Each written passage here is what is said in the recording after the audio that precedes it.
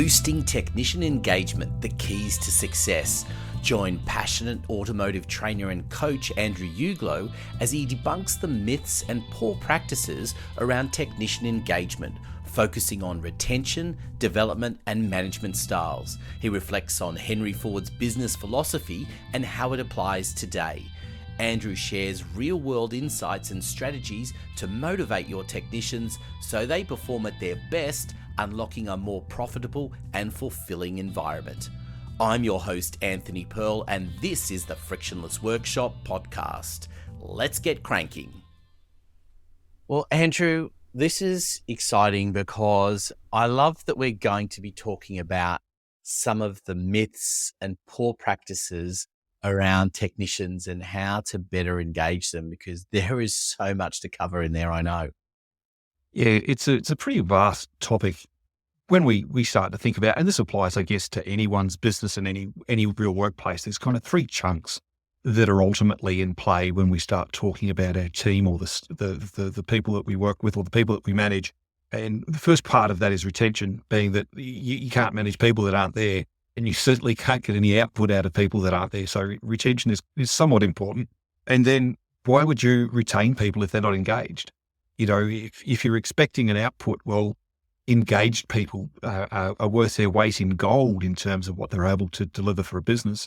And then certainly in the automotive world, development is critical. Things are changing so quickly. Things are hyper dynamic, and the information age really has broken out all across pretty much everything in automotive. You know, pick a segment with, you know, whether we're customer facing with all the social media stuff, whether we're in sales, and particularly in the people call it the back part of the business. I call it the main part of the business.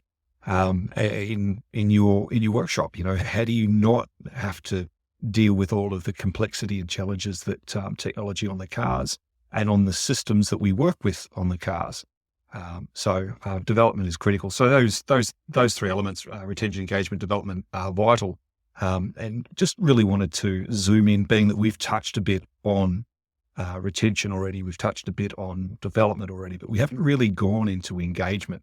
So I thought that might be a nice place to sort of have a bit of a stroll through. Yeah, it's such an important aspect, isn't it, really? Because, I mean, the goal of any business, of course, is to be more profitable and, to have customers as being fans of their work. But to do that, you need your team that are delivering delivering those services to be fully engaged. Yeah. Henry Ford made a really interesting statement. And I often come back to Henry Ford because he's such an interesting study in both what to do and what not to do. A bit of a paradox all at once, but he made an interesting statement. He said that the entire purpose for a business, the purpose that a business exists is for profit, but a business shouldn't only exist for profit. And he said, if a business only exists for profit, then it should be wound down, it should be closed. My paraphrase, but he said that, yeah, absolutely, you're there for profit, but you're there for more than just profit. And I wonder about how modern businesses fit that model, given, you know, what Henry Ford did. You know, he had to effectively pay people to weigh the money because it just came in so quickly, they couldn't count it. So, you know, he was a big fan of business supporting social change and culture and all these sorts of things. And I tend to think that that's a worthwhile reason to have a business is to not just, sure, make money, absolutely, but to go and support a community, to go and support change, to go and make people's lives better. You know, that's a far richer way to operate than just to simply hit a number. Yeah, I mean, I think that the whole idea of purpose for a business and purpose for the people that are working within that business is so important, because you're right. I mean, whatever product or service that you're delivering, ultimately it's about improving people's lives in some way. Sometimes it could be small, other times it can be more significant, but it's certainly something that, if you're driven by that, makes a big difference in how you show up. Oh, for sure it does. And so this, like you say, in terms of showing up, this plays out in terms of how businesses get managed. And it also plays out in terms of how employees show up too. And there is a vast amount of data available presently around businesses that have a social conscience that do exist, in fact, for more than just simply hitting a number, pleasing the shareholders, and ticking those boxes. They're actually there to make a change, whether that's a change locally, a change internationally, whether that's a change in the lives of the people that work for the business. And it makes a big difference in terms of employee engagement, really quite a significant difference. And so just zooming in, I beg your pardon, on technician engagement specifically, it'd be worthwhile quantifying or qualifying what exactly that is, being that we have all these marvelous generalizations that we use about engagement, employee engagement. Well, what actually is that? Because everyone seems to have a definition, but no one really seems to have been able to tie it down into something explicit. And certainly in automotive, we talk about technician engagement. Well, there's probably about 4 different definitions if you were to ask 3 different people. So the definition that I work from is, well, how do we encourage our technicians to meaningfully engage? That is, to want to do the work that we want them to do in a way that they perform their best work. They produce exceptional results, both in terms of profitability, in terms of customer satisfaction, and arguably more important, in terms of personal satisfaction. And I would argue that if engaged technicians work for their own personal satisfaction and the on-flow effect, or the outcome of them doing that becomes customer satisfaction and profitability, well, that becomes sustainable. Whereas if it's just simply to make more money, I'm going to offer that's not sustainable. And really, I believe that where that's been the case, that's been a leading cause of poor retention of technicians moving, of loss of skills in the industry, because for a lot of businesses, it's just been about the bottom line. And with respect, I don't know a lot of people that wake up in the morning and go, I'd really like to work especially hard today to make my boss more money. That's really not a thing I hear people talk about. And I would argue that even those that are on commission probably don't do that either. Well, no, certainly the technicians that I'm involved with all talk about, the thrill of the chase. They talk about solving the problems. They talk about looking after customers. They talk about making life better for someone. Like that, they get a real kick out of helping people, and they do it with all of the skill, all of the knowledge, all of the investment that they've put in personally, in terms of their tools, in terms of their time, in terms of their learning. And it's a thing for them to go and solve a problem. Like that rings their bell. And I think it's poor leadership, to be honest, to go and just simply settle for a bottom line number. I think that's selling not just the business, but selling the technician short. And of course, it depends where these technicians are seated. But if we're talking about, dealerships, and you've got these 2 contrasting businesses, so you've got people who are selling, and you've got people who are fixing, maintaining, repairing. And as you say, they're very wired very differently because of exactly those reasons that you've said. And I think the question is whether at the top they understand those fundamental differences and adjust the workshop environment accordingly. Yeah, it's certainly my perspective. I've never sold cars for a living. I've certainly worked with a lot of sales professionals.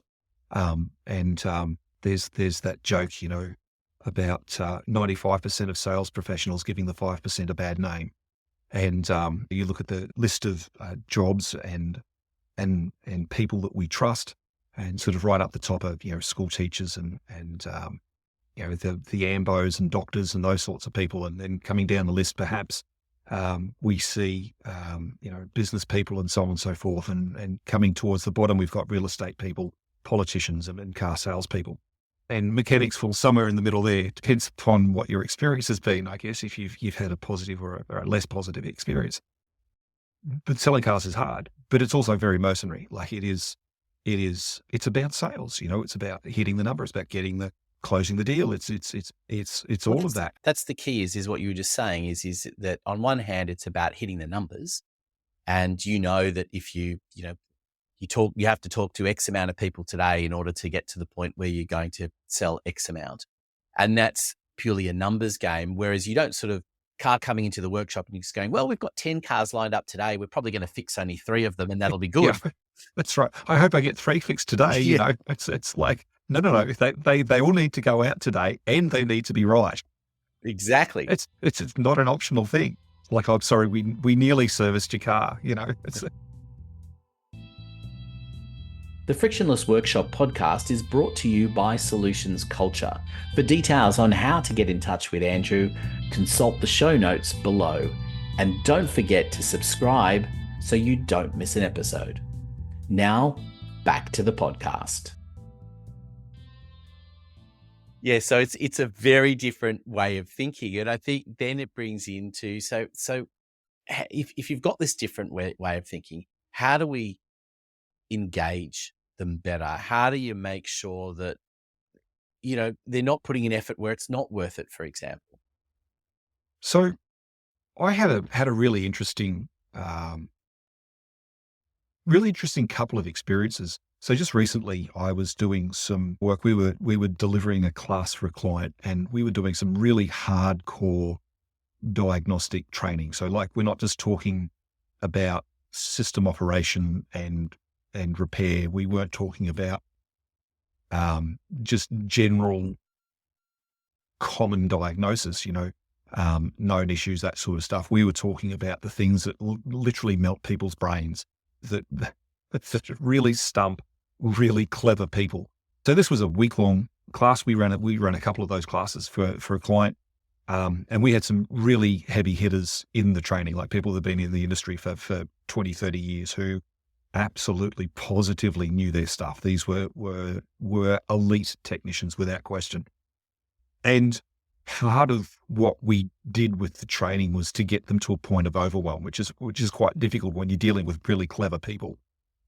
Being that we wanted them not just to follow processes, we wanted them not just to think about their methods, but we wanted them to test their thinking, to go just below the surface level of things that we should do, rather than, and stepping deeper then into things that I should be thinking, and then tracking at the same time, well, how is my performance? Am I doing these things correctly? So it was, we call it meta thinking, and it was thinking about your thinking, for want of a better description. And it's best done when people hit that point of overwhelm and go, oh, well, I'm actually stuck and I really don't know what to go after next. Okay, let's just back up a little bit and start to think about where we've been, and not just what we've done, but how we've been thinking about what we've done. And I know that sounds a little bit like a word salad.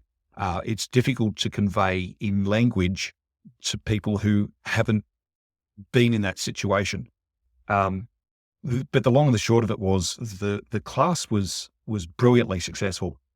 We had some very clever people go away with a whole new way of thinking about how they think, and being able to apply strategies and heuristics and models and methods that they had never contemplated before, because they now had new ways to think. And just again, I guess as an example, it is a rare thing for me to run a training class, being that we provide laptops, we provide everything in the class. But I had a class where more than half the class rocked up with their own laptops. And in the automotive world, that is like, hang on a minute, why are you bringing your own laptops? We supply these. And they go, no, this is my laptop. This is all my best thinking. This is all my best knowledge. This is all of my resources for doing diagnosis. And I've brought it along because I'm serious about learning more.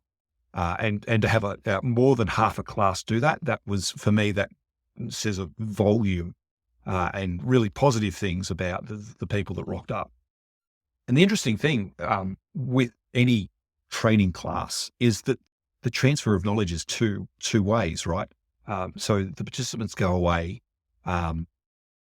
We aim for the participants to go away with some really rich value. Like it's sort of painful at the time, but our goal is that they go out better than they arrive. They go out with more resources. They go out with all of the things that they're going to need to be more effective and efficient in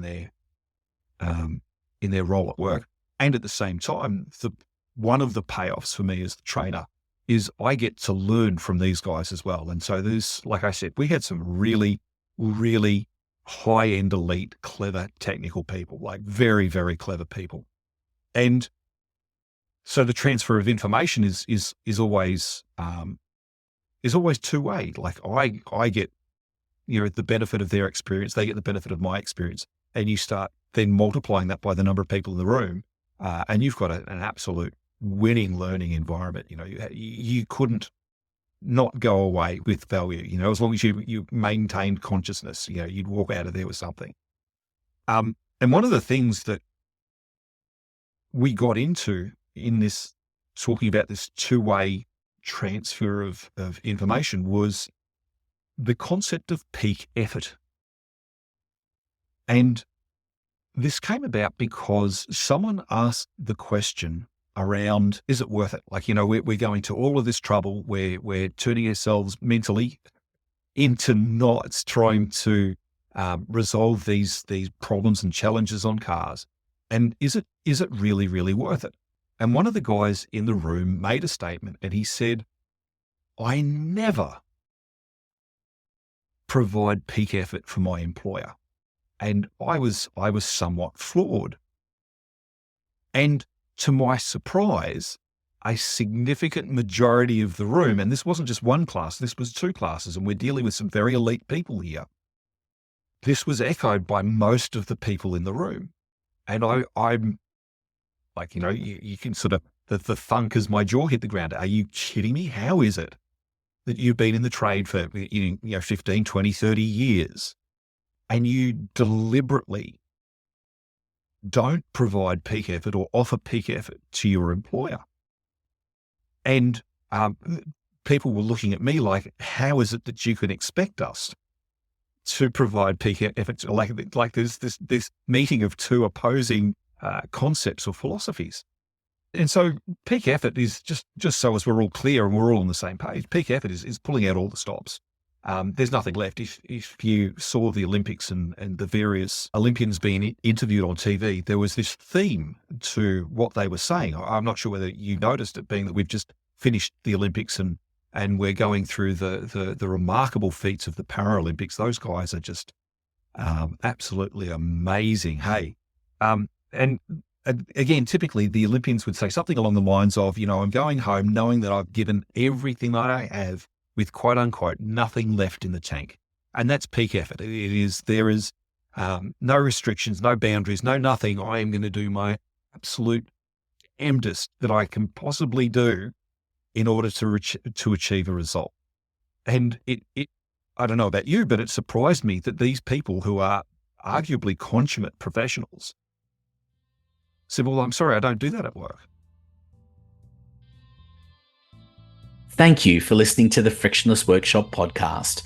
For details on how to get Andrew working with you and your technicians, take a look at the show notes. There's also a link to some special content you can access. I'm Anthony Pearl, reminding you to subscribe so you don't miss an episode.